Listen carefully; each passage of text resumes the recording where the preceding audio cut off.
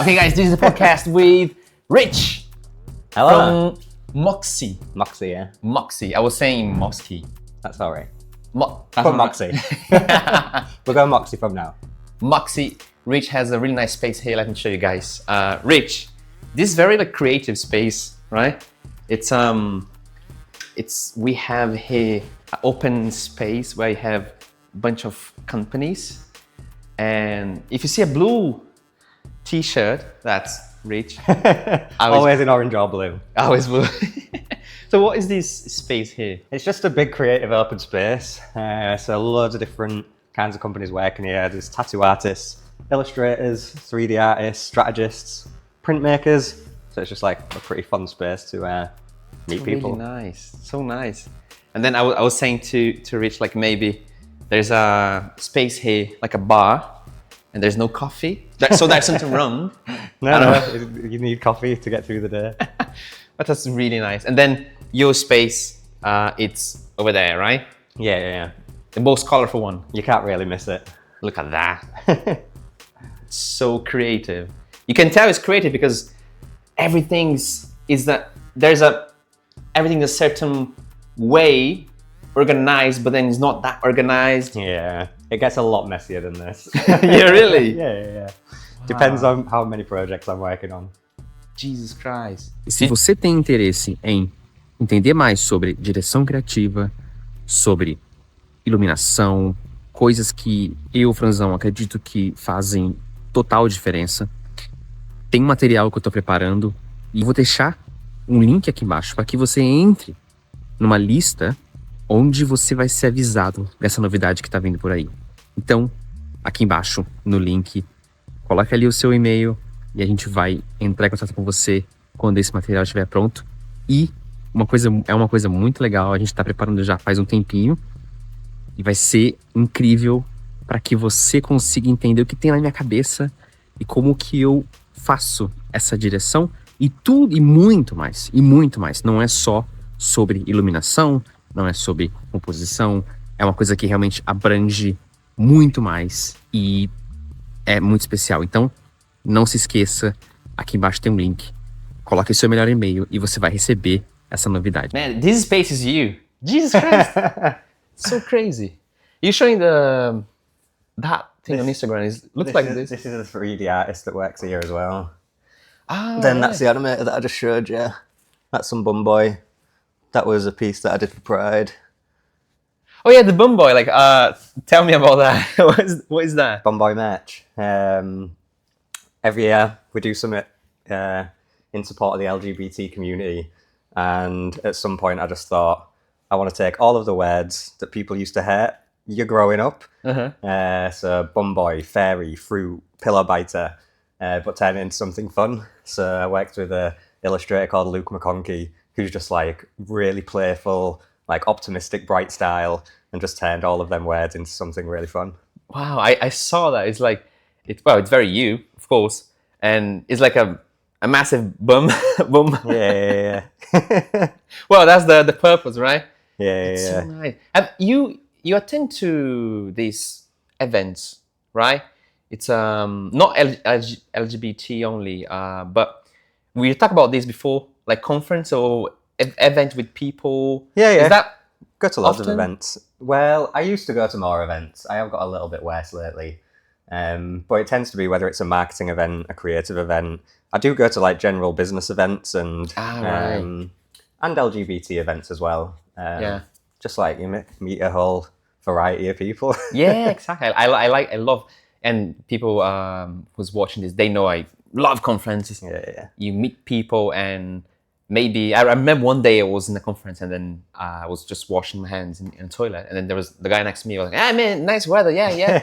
And like we started talking, and then the guy was not even in the same field. He's like into drawing. Right. Okay. Nice. I end up asking to using one of his photography for a project. You know, right, yeah. You never know what's random gonna things happen. happen. Yeah. And this you talk about the business event, like what the space we are now. It's something that you dream about, and you actually, now it's here. but it wasn't always like that. Like it's how's your before you was working? We actually worked together, right? Yeah. And at some point you just decide to go by yourself. Crazy, right? Yeah. I worked at agencies for a good 12 years, I'd say. So I started at a really small agency, which was great. And then I moved to a bigger agency where we worked together, which was like, 50 people? Loved it, learned an incredible amount, just like worked with the most talented people. But I always dreamed of starting my own thing at some point. I didn't know what it'd look like. But I just knew that I needed to make it happen at some point and just give it my best shot. There was no guarantee it was going to work, but I just thought, got to go for it. So 2 years ago, I started MOKSi. 2 years ago. Wow. Yeah. It's when, because sometimes you have these things on your mind, like maybe you have a side project and when you actually decide this is the time? Well, I'd been at my previous role for a good 8 years and achieved so much then. It was so good. And, I was getting to 30, 34, 35. And I just thought, if I don't do this now, when am I going to do it? And, a few other things going on in life that make you think, all right, I really need to focus on the things that I want to achieve. So, I mean, no time feels like the right time, but you just have to give it a go at some point. Yes, I was talking to a friend yesterday. When you make a decision and you are like going for a different field or even a different company or open your own business, there's no actually right and wrong, because that it's gonna change your way, where you're going, and that's important. That's gonna be part of the journey, right? And I guess my thing is, I mean, it's hard, but try and not put like every bit of pressure onto everything that you're trying to do as well, because I've tried to do so many things in time. Some of it has been ace and worked well, some of it's been a total flop, and I think it's probably over time you learn to try and not put pressure on every single thing you do to be the best thing that anyone's ever seen. Yes. But with MOKSi, obviously, I was like, I want to go hard on this, and I want to make sure that it's as good as it can be. Yes. And then, what would you say to yourself like 2 years ago? When I first started, like my first day. Yeah, like if you could go back in the time and talk to yourself, mate, do this or don't do that. Good question. Do this, don't do that. The thing is, as soon as I started, I was so excited, and I think I'd just be like, you're doing the right thing, like stay excited, keep that excitement about you. I guess one of the things that I probably didn't do that well at first was to ask for more help, because I was like, right, I'm starting, I'm on my own, I can do this. But actually, just little stuff like getting a bit of advice from people or pulling people in to help out with projects a little bit more. I should have probably done that a little bit more at the start. But it's one of them, you just learn over time, don't you? Yeah, well, that's what you're saying, actually. I just realized it's part of the, like, you're here now because everything that happened. Yeah. So if it was different, you wouldn't be here. You're a bit like, I don't really want to change it. I don't really want to badmouth my old self. Yeah. Because he didn't know any better. Exactly. So I think that's a good advice, like even for, for us who's listening, just ask for help maybe. And I like you ask a friend, for some help or advice. I think you're always surprised how much people want to help you out as well. Like you must have seen loads of this when you're like starting the podcast and you're just like, oh, I'm going to reach out to a few people. I don't know if they're going to say yes. Yeah. But you've just got to reach out anyway, haven't you? Yeah. And it's a surprise. Like people are so nice. So like oh, let's come here. I was just saying to you on the way here, one of the guests like, let's go home. It's It's really when you actually like put yourself in this position and asking people and talk to people, things happen. The more people that you can talk to, the better as well. Because like I was saying, the first job that I had in Manchester, it was quite a small studio, so it was quite limited the amount of people I could talk to. So I was just thinking, like, how do I get to meet more people? And obviously I go to events and get super inspired and meet a few people. But I was like, maybe the best way to do this is to put on my own event. So I put on an exhibition with one of my friends for charity as part of Design Manchester. And through that, got in touch with, I think at first it was maybe 36 different artists that I loved and respected and really wanted to meet, but they had no business about me. They didn't know who I was. So I was like, we might get like 4 or 5 responses. I think we got 32 people that was like, yeah, Wow. we can do that. And then like we was going around, there was a paper artist. So we was going around to her house at the weekend, Helen Musselwhite, like building things together, like chilling with a dog, and just like all this stuff that you're just like, wow, I can't believe that this has just happened because I tried. Yeah, you tried, exactly. It is. I think we were talking last week. Actually, we were having a coffee, and one of the things that I really curious about is when you have a business and then you still, like, your main thing is the creative side, and working on the project in this creative in that creative part, but then you still have the business. Is that tricky? How's that? It is. Like, I just want to be doing creative stuff all day, every day. But I think in some of my last jobs, I was quite lucky because I got to see the reality of how a business needs to operate to do well. So I was quite involved in like scoping and the kind of money side of things in general. So I had a bit of experience doing that, not as much hands-on. And then when you start up your own thing, obviously you're doing it bit by bit, and you're kind of learning on the go.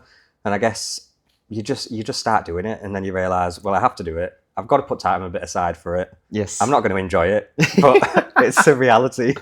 This is one thing. It's not everything that you enjoy. Yeah. Right? Yeah. Like, even for me, like, editing is so freaking difficult. Like, I'm glad I have a friend, Portela, who helps me, and then, oh Jesus, now I can really focus on filming, and then he's gonna sort out everything. And you can just trust him to be like, Yeah, make this wonderful, please. Yeah. And like, sometimes you work with people that it looks like it's reading your mind. Yeah. That is ideal. Right? Yeah. Jesus. Do you collaborate with people? Do you have someone all the time with you, or you reach people when you need certain things? Yeah, it totally depends on the project. So with all my clients, they're all in such different industries and need such different things that I just need to pull on different people. And like, I've met them all throughout my 12 years in it. So I trust them all, like illustrators, filmmakers. For MOKSi, I do have a couple of people who I just love, who do like everything for me. So Ben Potts, the filmmaker, he does all of my yearly promotion where I'm just trying to make a bit of noise, like filming music videos, launch videos, and he's just so good. When you leave the shoot and you're just like, I don't need to think about this anymore, but I know it's going to be fantastic. Yeah. And then he sends me the first edit and I'm like, no, this is perfect. Ben, his name. Yeah, Ben Potts. Ben. Nice one, Ben. Ben Potts. Thank you. Yeah, it's you start. Actually, this is one thing you might, even like myself with the podcast, and you with MOKSi. I never You'll get there. I will get there. MOKSi, it's you don't do anything by yourself. Like, you need people, you need help, and it's actually, if there's no people involved, there's no reason to do that. And of course, well, clients are people. They have their own ideas, goals, and all that. Yeah.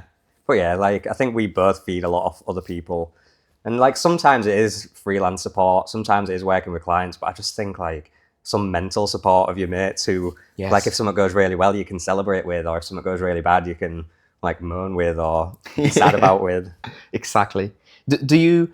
So you have these people who help you, and then if you need something different, you're gonna reach out to people, and like, as you're saying, a filmmaker for branding, because you do, like, this is a really not like, as you can tell, I'm not presenting Rich like, oh, this is a company and do the branding and everything.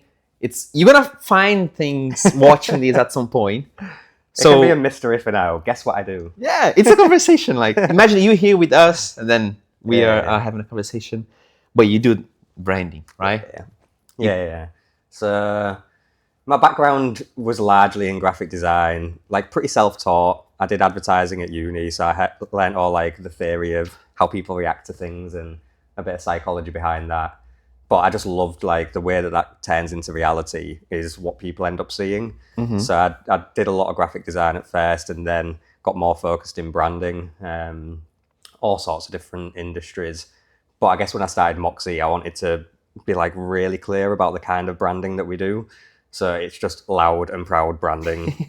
Basically, anyone who like wants to have the most clarity over what the brand is, shout about it loudly, celebrate it proudly, like that's what we're about. And you know, if you want something that's more refined and a little bit more, you know, quiet and demure, that's cool. Yeah. But you're probably not going to get that from us. We talk about we used to work together, so you know the archivist field. Yeah. You know, and then you just to explain to you guys, Rich was working on the branding side, like it's an umbrella company. So, and I was in the archivist, and we are sharing the same space, of course. But then, actually, I would ask you what you see. What is your vision about the archivist field? It blew my mind. I've mentioned to you, I didn't even know it was a thing until maybe 10 years ago when I joined that company.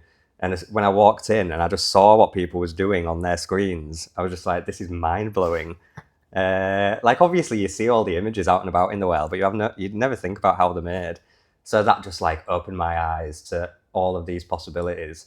And obviously I was like in awe of everything that you do and the final images that you pull through. But I immediately just think, how can we pull this into like some of the work that I do as well? So it was super handy at the time because you'd just have an idea and you'd be like, oh my God, we could get some like CGI on this. Or if I was seeing a bit of work that the visual artist was doing, it's like, how can we pull a bit more of the brand into this? Like whether it's color or like the mood or anything like that. So I love how they can go hand in hand, but they don't often, in my experience, go hand in hand that frequently. Yeah. But yeah, it just blows my mind. It's crazy because you have control of everything there. So you literally can do anything, right? Yeah. Well, there was a few times as well where I just got really into it and I was constantly asking people for things. At some point, someone was just like, right, I'm just going to show you a bit of the software. So I went into it and I was just like, what the hell is going on here? Like the interface is, like, I've never seen anything like it. So I just learned like some very basic things that you can do, but immediately I just felt like a magician. Look what I just made. It's crazy. Like when you first start to open the software, there's a billion of buttons and things. And then honestly, with the time, you're gonna use like I don't know, 40 of them or something. I think it's somehow it's so good to have someone like you around or even working together, because we know that in the archivist field nowadays, there is this full campaign project where it's not only the image, and I think it's really important for us not actually think as an image. So I'm working in a film, an animation, or in an image, because this is part of a big thing. Like the project itself, like when the client, it's briefing and us. He's not talking about the image itself. What is that supposed to be? You know, is that a museum or residential building? Yeah. How do you see that? Like, because I see this is very somehow it's what you do, right? You have to understand everything, and then I just think any kind of visual communication, whether it's graphic design, 3D, anything else, it's just about what story you're telling. And I think when you do get a brief through from a client, sometimes it can be very product focused or place focused, but what you're trying to get to the heart of what is that telling the person who's seeing it about themselves? Like, how's it going to make them feel? Do they want to see themselves in the image? Do they want to buy it because it says something about them? So you just have to get to that more like emotional story that you're telling and just see how you can pull it through every single thing. Yeah, that's so true. Like as the lifestyle, as Yeah, you yeah, say, yeah. and You're yeah, not. We was talking earlier. You're not selling a property. You're selling like the life that they could be living at that property, mm-hmm. and like how people are going to view them when they're living in that property as well. Yeah. Oh, and I see. Like, let's say you have this frame here, so it's quite colorful and strong, and then you feel something, and then is the goal is like you want to connect to people who feels like that, like who actually like. I think the whole brain is colorful. I think this means something already, Yeah, yeah, right? absolutely. I started with 5 words when I started MOKSi to make sure that the name, the look of it, everything that we do lives up to it. So it was super, gutsy, optimistic, punchy, and creative. So like everything that I'm doing, the space, the colours that I choose, I just have blue and orange on repeat because they're stark, they punch you in the face. Yeah. And like orange is known for being an optimistic colour, blue's known for being a colour that represents smarts. So like just them combination of things, how you can start with 5 words and everything else should spout Yeah. out from them as well. And it, like I say earlier, it's loud, and like It's they're the loud. kind of brands that we build. And some companies will connect with that. Some companies will not. Yeah, And that's absolutely. it. Yeah, you've got to kind of know who you're for and who you're not for, because if you start trying to work with someone who wants something that you don't really do or you're not about, you're just going to have a nightmare. And you're going to, either go around in circles or end up sacrificing things that you're not really ready to sacrifice. So it's just like a shop window, isn't it? It's this is what we're about. Do you want to come in? Yes, yes. Did you? I think it's tricky. I talk to many people who actually are running a business as you, and I feel like sometimes they have like people working there, and then yeah, a company needs money, and what if like there's a situation where I need that project, but then there's nothing to do with me? Have you been in this situation or? To be fair, I think I've done pretty well, to be honest, because a lot of it has been either word of mouth or people have seen something that I've posted, likely on LinkedIn, and then they've got in touch because they've seen something that they've liked. And I guess it's one of them, the things that you share and the things that people know you for, they'll start recommending you for very specific clients or projects. Right. But- With the time. Yeah. But ultimately, you're going to end up in a position every so often where you're going to have to compromise. It's business. Yeah. And it's also, I guess one of my things is as well, as long as I'm working with someone who's ambitious and like wants to do something, then that's all good. Because as well, like, loud and proud isn't necessarily bold brash colours. It could just be the statements that you make. It's like, Right, yeah. yeah. I think that like you being able to adapt yourself as well, it's important, right? Yeah, So yeah. if there's a client, like maybe as I was saying, this really strong and bold can be applied to a different certain thing, Yeah. not the color itself, right? Yeah, exactly. Yeah, wow. Like some of my clients aren't as nearly as bold and wild with colour as I am, but with the clarity in what they do and the statements that they make and the way that they talk about themselves, like that's loud and that's proud. Right. And at the same, like it works the same way. I see. When if I ask you, what is creative? The word. Yeah, it's. Can you like say something like from your mind? What makes like you feel creative? Oh, I see a frame over there. Wait, Yeah. guys. Yeah, this is it. Wait. Creative.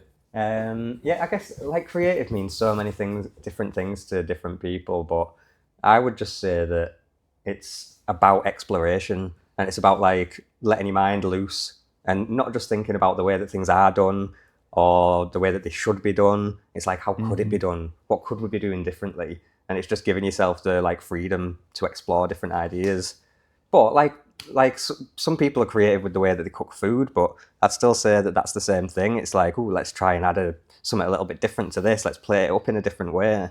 So that's what I'd say it is. What do you think it is? I think I agree with you. I think it's not linear, right? It's like looks like some days you're not that creative, and then you just, I don't know, maybe you're just watching a film and then you get an idea from there. Yeah. Talking to people, and I feel like once I close myself and I'm not exchanging ideas, talking to people, that started like getting, I started getting less creative. But then it's a roller coaster. Yeah. Kind of If you thing. sat on your own all day looking at your screen, it's quite hard to feel creative. But like you said, the benefit of being in here, different kinds of artists, different ways of working going on, and you never know where you'll pull things from. Yeah, I think this is one point is so important. Like you're getting ideas from different fields. Yeah. This is so good. I love watch random YouTube videos, like, I don't know, maybe like a fashion thing, or a guy cleaning up like a watch. And Yeah. Well, the way that they tell stories as well is wild. Like, I mean, TikTok gets a bad rap, but the way that people can tell a little story about cleaning a rug in like such a short space of time, and it goes from like the before to the after and all of that, like, I love it. You never know what you're going to get things from. And the whole like before and after is like quite a big thing when you're talking about making stories anyway. Like, where was our beginning point? Where did we end? Where are you now before you buy this property? And where will you be once you've got this property? It's like, if you only look at your own field for inspiration, you're only going to copy what's already been done in your own field. Whereas if you can be inspired by any little everything, you just never know where you'll end up. Indeed. I think for people who's watching this, most of them probably from the archivist field, I think it's important to open your mind and go, like, I don't know, maybe like of course, I for example, I do work with branding as well, with people from the branding as you. It's so good. Yeah. The way you guys see things. I remember even the office, like, seeing you guys in a meeting, like talking about the name and, this could be like this or like that, and why like this. Maybe and I feel like sometimes in the archivists we don't go that deep. We're more superficial, like, that's the image and it's beautiful. That's I thought myself, actually, myself included. I don't think you are like that. Not from what I saw. But that's why we was talking about personal projects earlier as well. And I think being able to find someone who does something totally different to you and work on something together, like, really helps that out. So when I first joined the old company, I was doing a collaboration with a guy called John Fermenter, who's an incredible CGI artist. And my background in design and CGI mixing with what he does was just like a beautiful combination where you learn off each other and then you can never take that out of your mind again. So, like, whether it's working with a CGI artist or an illustrator or a filmmaker or a cake baker, like, you just don't know what's going to happen. You exchange the ideas and you bring things from here. And then the next time that you're working on an image, you'll be like, all right, so what did I learn from that? How can we talk a little bit more about the depth of it, what it means, how everything has a reason, and all that? One thing that I learned, and now it's so clear to me, is if I'm framing space, because I'm connected with this branding, the team. I know that, like, if I leave a negative space there, they can use to put the logo and the name in there, and it's so much fun. Actually, you start thinking, this is there's a tennis court in the project. How can I do the classical camera? The client are asking. I think this is one thing. You do what the client is asking, and then if you see something that you actually want to do, we always find a time, because there's always deadline. It's always so no time for everything. But then actually, when you want to do something, you're gonna find a time to do that. Absolutely, and like you need to show the client what they think they want or what they've asked for. Yeah. But you also need to show them what they really need and what they really want, because like. And you have to show. You can't just say. Because that's clients, right? They like, if you just say, like, okay, maybe, but then you show, and they're just like, oh yeah, sure. Yeah. Because we work with visuals, right? So you when you actually showing something, you get it all. Somehow it's all. It doesn't matter if we talk about architecture or the branding. It's all about the emotion that people see when they are people feel like when they're seeing that. So, But I think if you're a creative as well, you can think very visually and you can almost imagine what it's going to be. And some clients can do that, but some of them just like they struggle to be able to see what you're trying to tell them, which isn't their fault. Like, it's not their job. Yeah. So like you need to make it as easy for them as possible. Exactly. We were talking before, so like when the way you works, like you're more practical, I would say. More like practical, like more. You don't want to spend that much in the little details or something. Well, I don't know about practical, but I think like I've got to focus on the big picture first, and like conceptually what we're doing, ambition wise what we're achieving, and like start that big picture. Because if you can nail that down up front, like the craft and the detail and all of that is really important and needs to be spot on.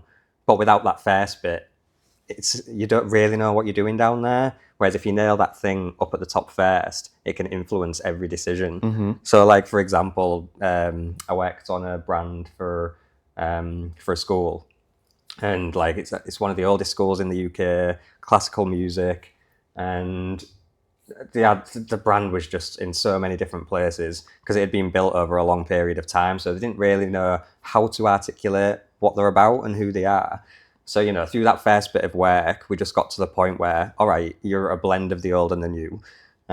It's about the history, the classical music, but it's about the next generation of like superstars that are going to come out of this school. So then everything that we did visually needed to have that element of old with new.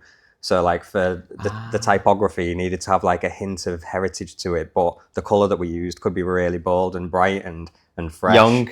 And then the imagery, we've got the background of the school, but we've got these young, fresh faces that look ready for the world. So like that just means that everything that you do after you've got to that point has a reason and it makes sense and everyone knows what you're doing.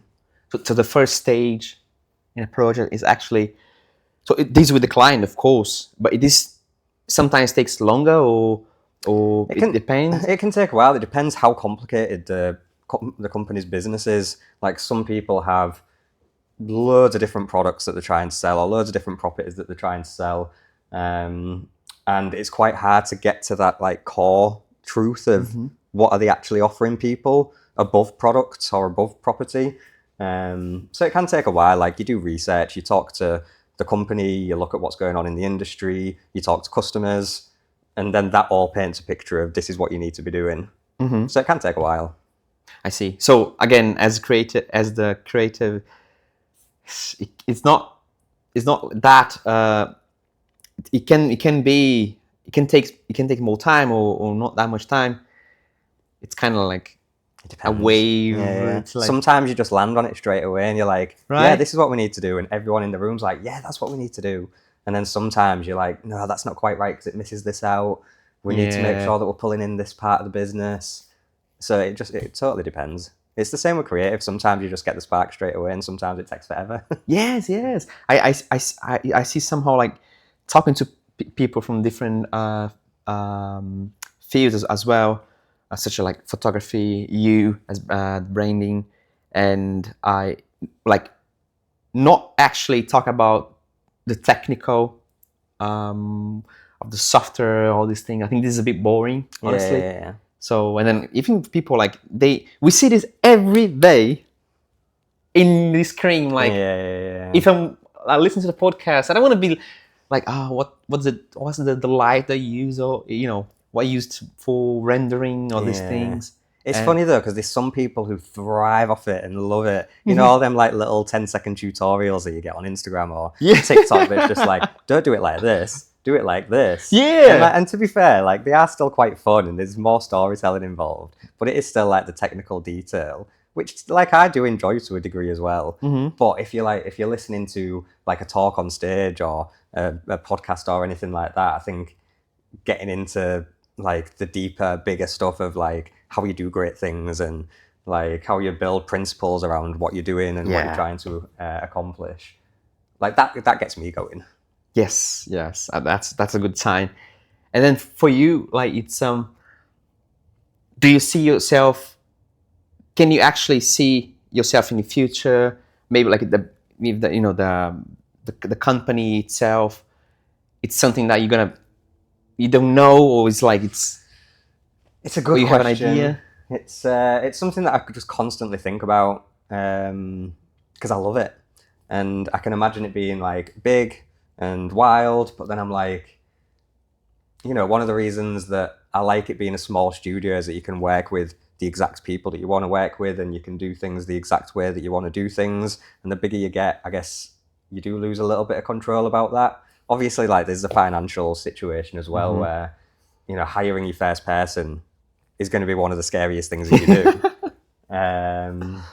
So like I'd love it to grow into something big, but I'm just trying to do it like little by little. Yes, I see. That's clever because you don't want to lose the control, and if you keep this. Actually, I've been talked to different people who actually has the same kind of my English is worse now because I've been talked to Portuguese and Brazilian not bad people. At all. Yeah. So like so they run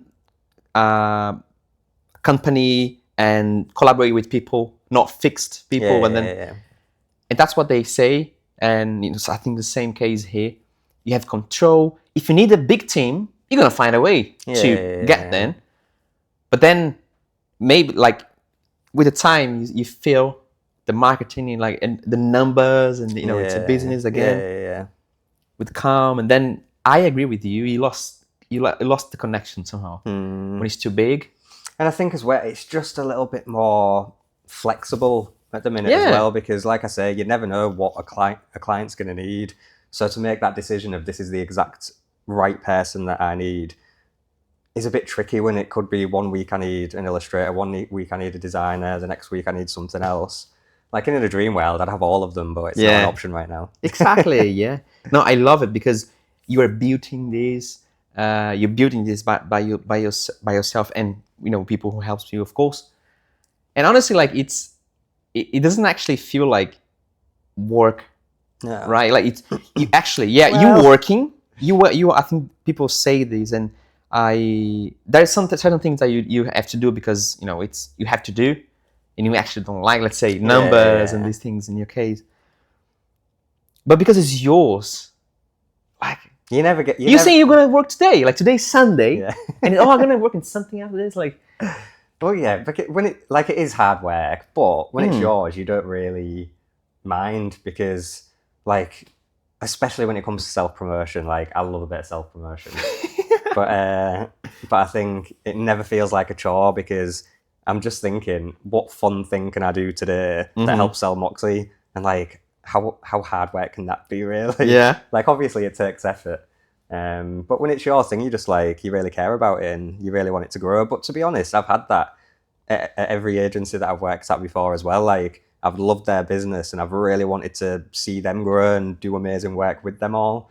And I think if you're a creative, it's like part of who you are. It's your hobby, it's your life, it's your love. So it just feeds into everything. Yeah, you never stop thinking about that. Yeah. Maybe like you seen something on Instagram and you're like, oh, maybe that could work. I could implement this and that all the time. Like I've just got screenshots and screenshots, like lists and lists of stuff in Google Docs of like, all right, here's everything that I could post, and now I look at it and I'm like, God, where do I start? Because he was inspired by something. Yeah. I think that's somehow the creative element. It's we gonna with the time, working with different people and experience different things in life. You bring these elements to like what you're doing now. Let's say I'm working a project and then it's a project in the beach and I've been to the beach like so many times I know how it feels to be there. That's why I think the important as well to actually leave outside, Yeah. experience different things, right? So that makes you like your mind. Yeah. We were talking earlier about how much we use Pinterest, and obviously Pinterest is handy. But again, if you just look at what's on Pinterest, you're just looking at what's already been done before and what's already out there. There's fun ways that you can combine different things, but like you say, being out in the real world and seeing things that aren't to do with design or aren't to do with visualization can offer something much more like new and dynamic. Is exactly. Do you have any brand that it's your favorite one? My favorite brand? Yeah. I love so many brands. I love any brand that's trying to do something different. So from like a principle point of view, like Liquid Death is just a perfect example of a brand that's... Liquid Death? Yeah, you know, the water, yeah. Like they've seen a market, they've seen that it's filled with the same thing going on. It's like Highland Hills, beautiful spring water, like health. And they're like, no, this water's like a punch in the face. This is something you've never tried before. We've got a skull on the front of our bottle. And like the content that they're doing with it is just like so tongue in cheek. It might not be everyone's cup of tea, but you don't want it to be everyone's cup of tea, because no one's going to care about it. It's so true, because I was in I think in the office, one of the, I think it was Brian, he was having one of these water, and I was like, oh, that's a beer. What's yeah. Or an energy drink. Like dying if you. What is this? Oh, it brings your attention. Like that's just water. Yeah, definitely.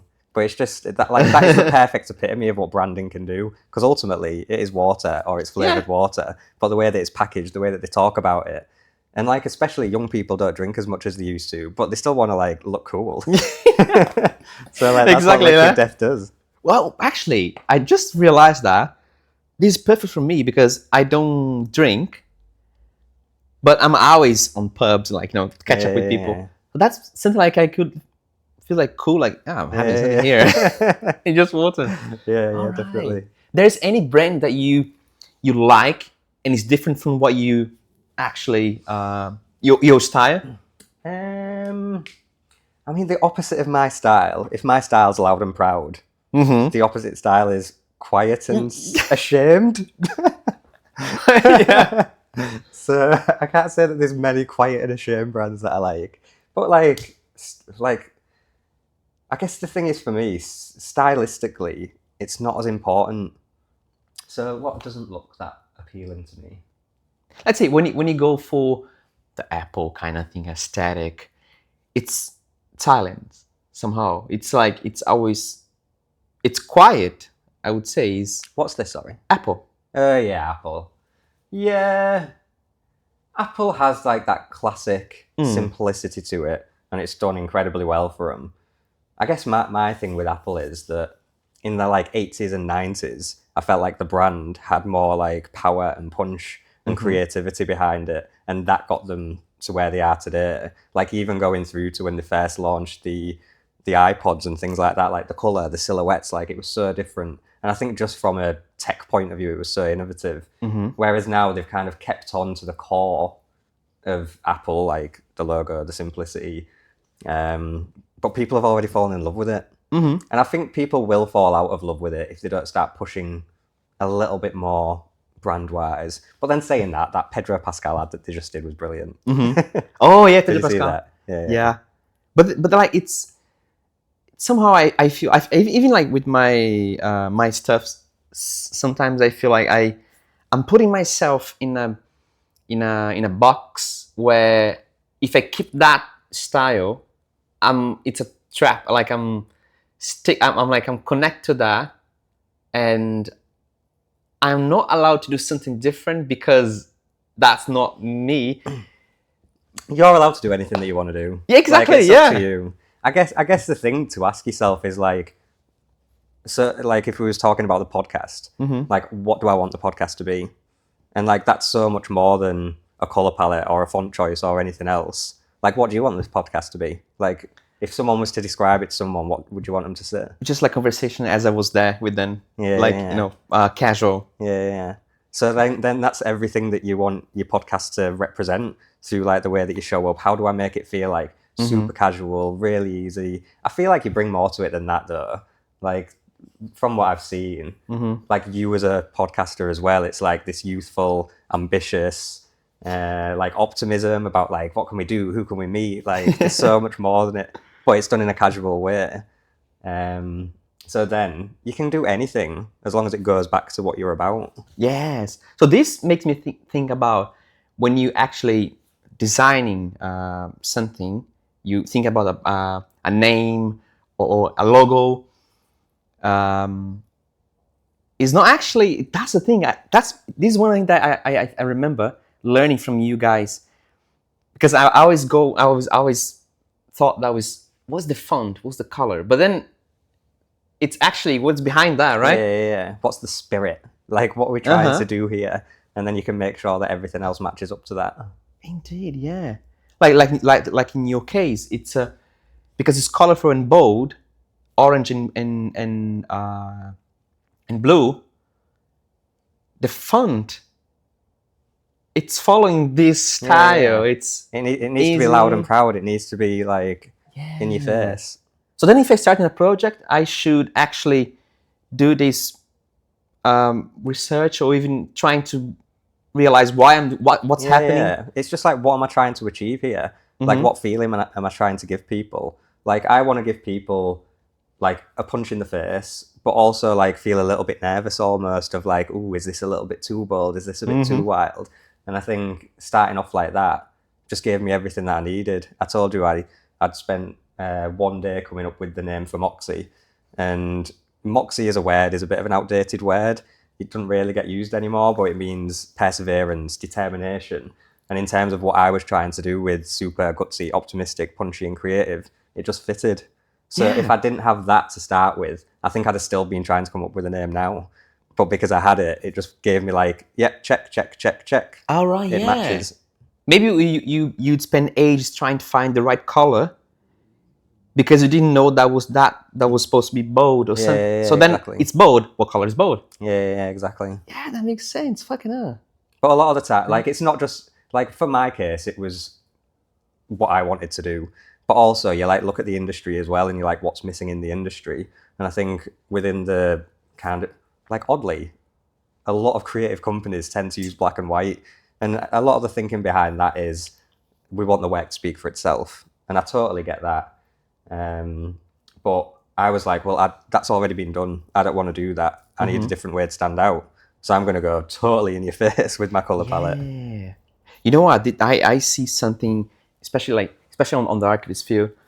Yeah, it's always not always, but usually you have a certain type public that will be buying the product, and they have lots of money, and we always go through the luxury way, and then color wise, and even like the way it looks, it kind of go to the same.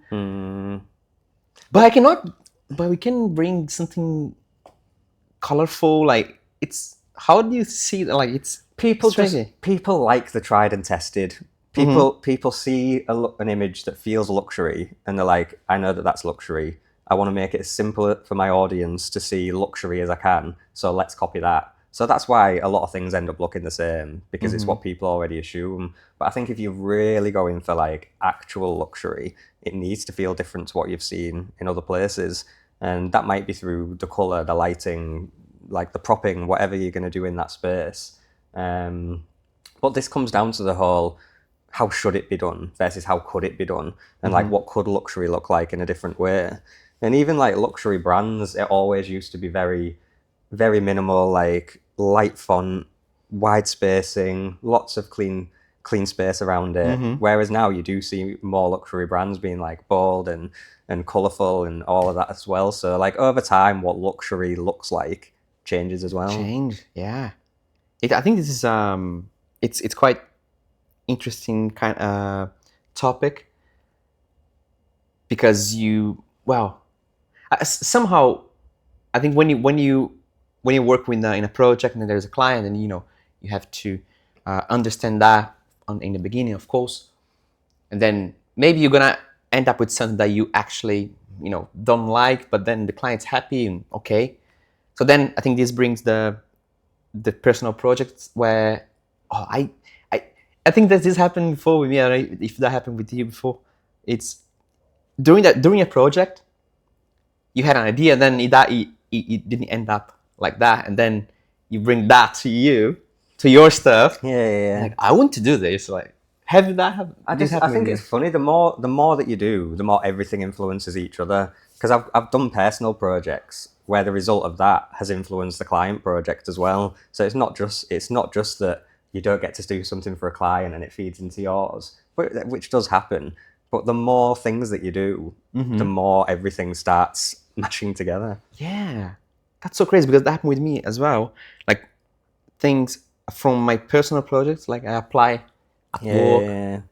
Yeah, fuck now. It's so crazy. Like we could be talking here like for ages, and I really recommend to people who is watching this or even listen, if you work with archivists, and get more in touch with branding companies, not companies, people. Yeah, companies are people.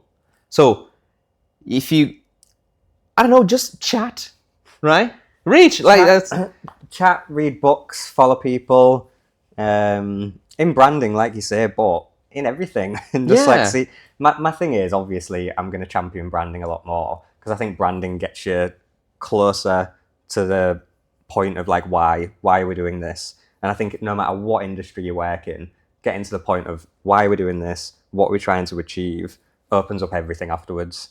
So that's why I think branding is like the big one. That's true, because then I remember working with we didn't work actually in the same project. I think very rarely. Yeah, very rarely. But now working with the branding team, once when I listen to them talking about the project and the branding, that identity, everything, for me, it's so much easier to visualize that. Yeah. Because I can get lost if I don't know what I'm doing. What's the project like? No, just do this image, this living room, and is a golden hour one. I can do that, right? Sometimes you just need to do that. Yeah. Okay, that's part of the we need this, and that's because of this and that. But then once I understand, this is a project in the beach, and there's you have the water, of course. So maybe like there's sports in the water people are gonna be doing. Or if like water's the big selling point, make everything wet. Just like, but just like crazy. But I just mean like try some like extreme stuff of like how can I push this to the 10th degree. Yeah, and then you'll have to rein it in a little bit. But this is so crazy because like I was thinking about something very conservative somehow, like make everything wet. But it's I think once you see, I feel this, once you experience different things, you go to extreme from one, like I go very very colorful from this project here, and then I go very subtle and not colorful at all. Yeah. You see the range, and then now you feel, where are you? Rather, if I just stay here. Yeah, but right? I think there's a lot to be said for like exploring and seeing what kind of style meshes with you best. Like that's an important part of being creative, I think. But ultimately, like everyone has a brand. Like you've got a brand. Each artist listening has one. Each of the studios has one. Yeah. And I do try and say to people, like if someone's struggling to like figure out either what the style is or what they're about, it's just like sit down and think, like if I had to describe myself as a 3D artist, as a brander, as an agency, as whatever, in 2 sentences, what would them 2 sentences be? And like just try and really get to that statement that says who you are. And it might not be as specific as I'm really colourful or I'm really stripped back. It might just be about the attitude. So mine is loud and proud. Yes. So like that could be through the colour, that could be through statements, that could be through anything. But it's so much easier to sell yourself if you've got that like nailed down and you understand it. And it's not to say it's not going to change in the future. You'll work a little bit longer and you'll be like, actually, I've moved on from there. I've got this new statement about who I am and what I do. we change. Yeah. But that's really good advice, because if you can explain, if you can just in 2 sentences say everything that you are in your brand, that means it's even easy to people talk about that. Exactly. I think as a film, what is that film about? It's a guy who's like diving in the ocean and he died and there's a sharks there. Yeah. All right. And then if you're like, there's a guy who have to figure out, and then there's sharks because the sharks has these certain things. Like, you lost me already, right? Yeah. You need to make it as easy as as easy as possible for other people to remember. So if someone's saying to them like, oh, I want a 3D artist, but I need them to just have this like creative view, and I need them to be like really positive and happy about the work that they do, they'll just be like, yep, you. Oh, that's crazy. That's good advice. So describing that. I think you asked me about the podcast right now. What's this in really short? It's really important. And I think as well, when it does come to like the look and the style of your brand, like I did just focus on 2 colors. I was like, I've not got loads of time or money to spend on this and start developing it. And you were saying earlier about, do you start feeling like you're trapped or you're like stuck in a box? And for me, like I could get bored of blue and orange pretty quickly because I use it across everything. But it doesn't matter if I get bored of it, because all I'm trying to do is get people to see it and recognize it as MOKSi. Yes. And like after a while of posting it, people just started like they was in a restaurant and they'd go into the bathroom and it was all wild and blue and orange, and they'd take a photo and send it to me. Or they went to this like trampoline park and like people just Instagramming me this blue and orange, and I was like, all right, I've built up an association. Yeah. Like someone's going to the bathroom or going trampolining and they're thinking of me. Like, that's perfect. Exactly. And you know what? I think to be honest, when I first started the podcast, I went for orange, maybe because of you. Really? Because I knew that. No, honestly, I think I knew that I didn't want to be serious, or it's supposed to be casual, and that is the color was already there. Yeah. And maybe like was not something that I was actually aware I was doing this, but I saw your stuff. And then, actually, there's even the blue. Man, this is crazy. You just stole my brand. Exactly, yeah. And now we're here. Oh, that's crazy. Because, I know there's, we have orange and blue. And these represent the way we do things. It's casual, it's easy, and, it's not corporate. Yeah. Right? Yeah, well, I look at color theory for everything that I'm doing as well, and like from a psychology point of view, orange is an optimistic color and blue is like a professional color. So I wanted to blend them 2 things together to be like, I am professional, I do know what I'm doing, but I'm loads of fun, and I'll make things feel like happy and good all the time. Right. Thanks for this inspiration, then. Oh my God, the brand it's actually inspired of your brand. And if you would tell me like, a book that you like, a book that actually, maybe the one that you keep on your desk, or that you always kind of checking, or. I mean, I love a lot of books. One of my favorites has to be Creativity Inc. That's from Pixar, or the people behind that Pixar. One, amazing. Have you read it? Yes. Yeah. Just like the way that they think about it, like the dedication to like the storytelling, but how it goes behind the scenes in some of the nitty gritty as well, the think tanks that they pull together. I just think it's such a good showcase of like a creative company.